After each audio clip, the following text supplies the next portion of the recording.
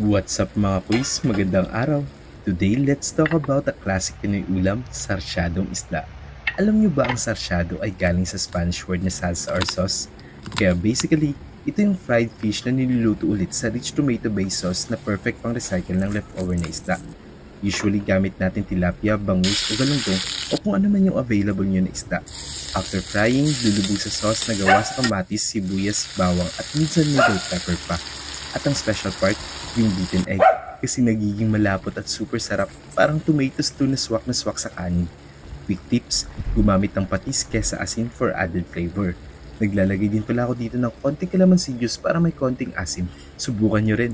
So ayun, hindi lang masarap, pero patunay na sa Filipino cooking, we turn simple leftovers into something special. Comment your own version of sarsyado. And don't forget to like, share, and follow for more kwentuhan about Pinoy food. Maraming salamat sa panunood!